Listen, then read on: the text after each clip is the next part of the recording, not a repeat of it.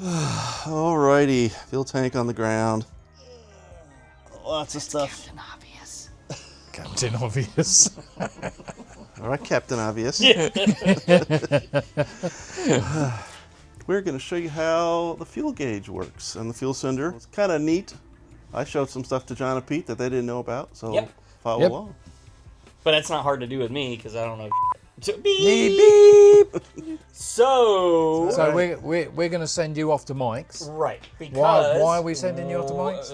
Because there's a guy that we call Sasquatch who forgot something that it's normally something I would do, but he took my place in this one. But because I'm a nice guy, I'm going to go pick it up. A shifter lever that you modded. So Mike didn't bring the shifter lever. And the car needs to be drivable tomorrow. Yeah, we need it drivable tomorrow night because we're all going out. We're all going to Foxes abroad. Foxes abroad. Are going out to a car meet. That's right. There's at least 2 Right, Foxes. stop talking. Go and get it. Bye-bye. All right. See you later. See ya. Right, so. Well, here is my demo dash. So just an old cluster I had lying around. You can see that the needle or the printing on the needles is kind of falling apart.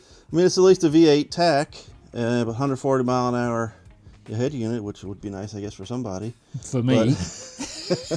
Well, you could have the V8 tack too. We can get that working if you wanted to. Yeah. But yeah, so get rid of your Oh, you have the KPH one, don't you? Oh yeah. Yeah. Canadian. So yeah, this may not be going anywhere. So we're gonna just hook up the fuel cylinder unit and show you how things work, because what we found on Pete's car is his cylinder unit was definitely bad, and when a cylinder unit is bad, it causes your fuel gauge to peg out full. So yeah, me thinking I had loads of fuel to find out I had no fuel. Yep. Which is why I had problems at the track. Yeah, so let's so when we dropped the tank to take a look at what the problem was, look at the fuel filter, everything else, we realized there was only maybe how many gallons of fuel? 4 in the tank, if that. So the reason it was going lean is because the pickup kept getting uncovered, and yeah, because we thought we had more fuel in there than we did. But anyway, let's get power to this. I modified this dash a little bit so it will work as it sits. So just powered it on. All right, so far I have just a couple of resistors putting the temperature gauge to a mid-range position. Fuel gauge is sitting here. I have the oil pressure gauge hooked up to a little potentiometer so I can vary it. So you can see it goes down, down, down. And if you can listen, you can get close. You hear that? That pegging out? And it only goes up that high. So that is Ford's way of tricking you. Ford would normally, there's a pin on the center pivot of this needle that stops this needle from going any further, because Ford decided that when you first start an engine, the oil pressure could be way up here, and then as it warms up, you see it dropping and dropping and dropping and dropping, and it could get down into this zone. Well, in order to alleviate customer complaints, the oil pressure they had peg here, so it would stay there for, a good while of time while it warms up, and then maybe only ever drop into maybe this zone. So the needle would only ever move this much, instead of all the way up and all the way down. And that's the only reason they did it like this, is to alleviate customer complaints. But your oil pressure gauge on your stock Fox will never go above that because it's physically limited by a pin. So that's mental. What we're here today for is the fuel gauge. It's the fuel. So this is the original anti-slosh module that Pete had in his car that we swapped out for the other one I did a few episodes ago. So I had this one laying around in the garage to do some testing with on this dash, and I could not get this one to work. So I think it's damaged. I think this one is actually a later slosh module, because you can see there's some components missing, And I think that these components are for this little warning center down here. And this is on some of the early Aero Foxes where they had, well, it's low oil level, I think was one of them. But, so this is a later one when they deleted this thing. Yeah. So I don't think this one ever really should have come out of, well, if your car never had this, I don't think it did. Yeah, I don't think mine has that. So, but yeah, this didn't belong in there, but the functionality should have still worked for the fuel sender unit. So, but yeah, I couldn't get the fuel gauge to work properly at all with this hooked up. So I bypassed it. So what we got is a new fuel sender unit. And if I raise the level to full, because this is with the slosh module bypassed. And yeah, there you go. So we have an accurate fuel level, but without the slosh module. So the slosh module in his car right now, we don't know if it works or not yet. So we're going to hook the sender unit up to the wiring at the back of the car and do the same thing. Make sure it works as it should. If it doesn't, then we're going to be pulling his dash out to do a wiring modification so it can do just like this. If we're pulling it out, this might be going in. Oh. Well.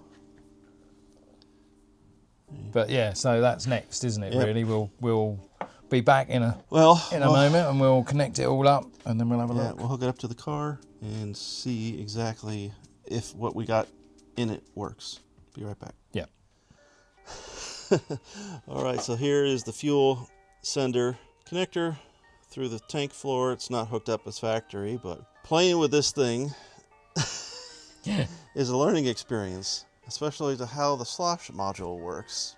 The fuel sender is 0, and it is ever so slowly coming down.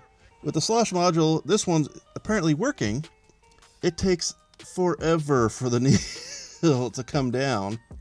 I mean, it's minutes. Yeah. It's minutes and minutes. But it will go up reasonably quickly. Sort of half the time. Yeah. Well, I wouldn't even say that. I'd say like 10 times as fast going up than it does going down.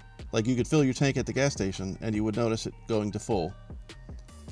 Because I think when you first initialize the car, it senses a reading through the sender unit and it normalizes itself from there. But if you don't have that sender unit plugged in if you already have power to the car, that needle's never going to move. Because we figured that out. Like, why isn't it working?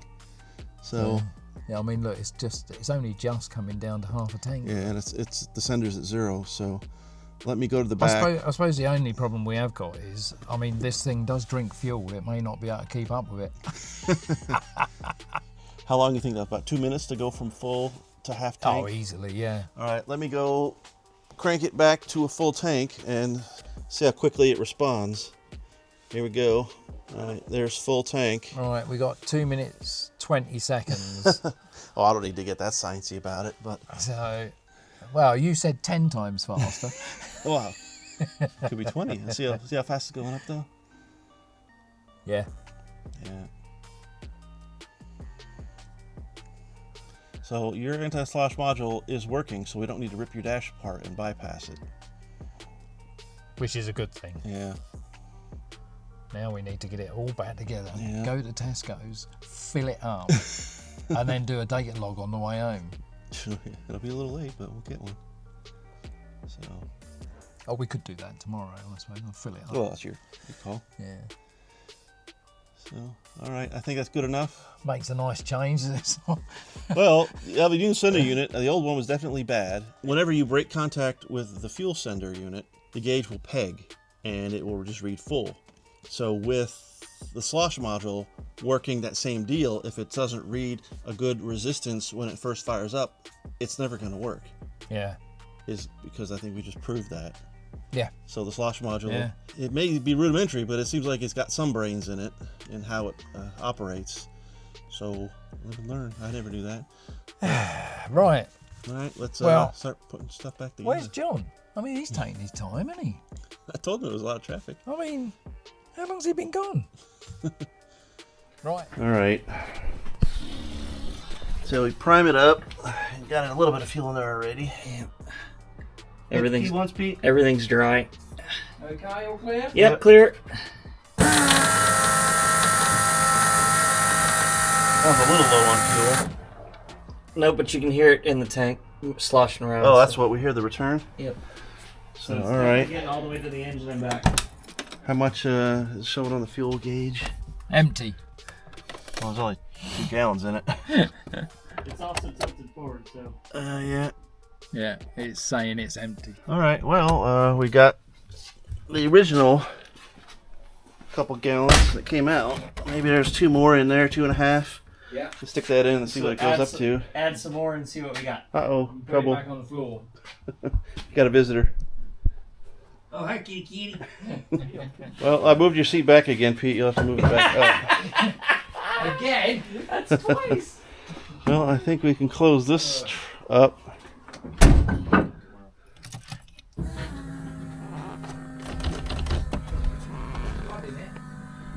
Not saying anything yet. There's maybe 3-4 gallons in there, tops.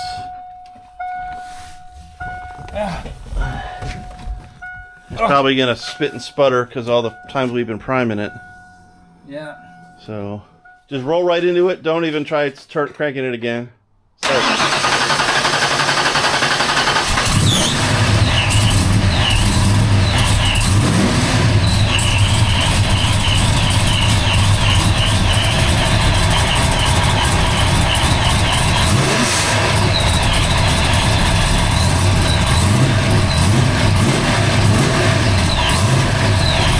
Got the water out of it. The blow-off valve. Right in the face. Stop doing that.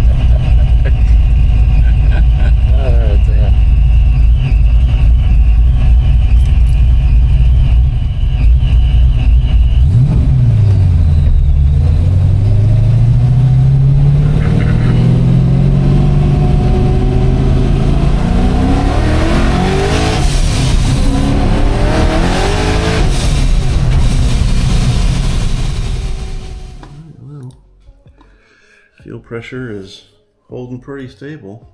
Yeah, but that's when it's come on boost because we haven't got no boost reference anymore. Well, there's no big negative spike like there was last time. No. How much boost do you get in 8 psi?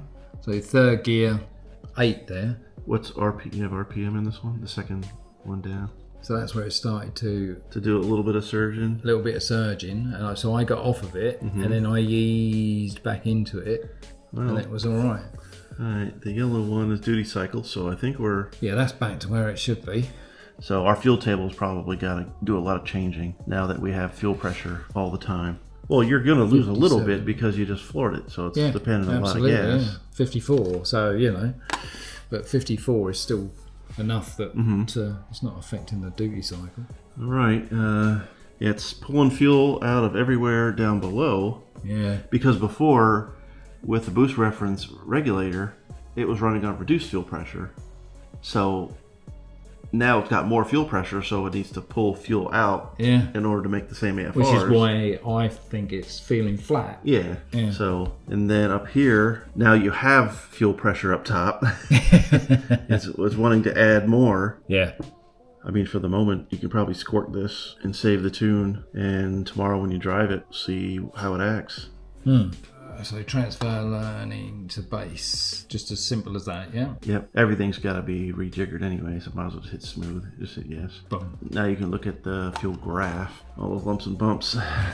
But again, if I need a lot of smoothing. So drive it tomorrow. Now we've transferred it. We'll do some more learning. So let's smooth this thing out a little bit and then come right back. So after a lot of fiddling around and smoothing. So we don't have any data up here above like 8 psi of boost. That's what it'll be for the moment. Squirt that in for tomorrow, and hopefully things will be better. Can't expect to do any more street driving it. Well, it's difficult to get up into that bit. Oh yeah, on the street. 8 psi. Well, so how much boost have you seen on this new engine? Because the old engine got 8 or 9. The old engine got 12. On a 347, now you're moving a lot more air. Yeah. You may not ever see that in a full boost. Unless you overdrive the supercharger or something. Until I get a new impeller. Oh, yeah. Shh. So, yeah, well, we'll see how this works. But yeah, fuel starvation problem fixed. Hopefully, for long term. Yes. And, that was a little bit worrying. hopefully the fuel gauge works now and you won't run into that problem again.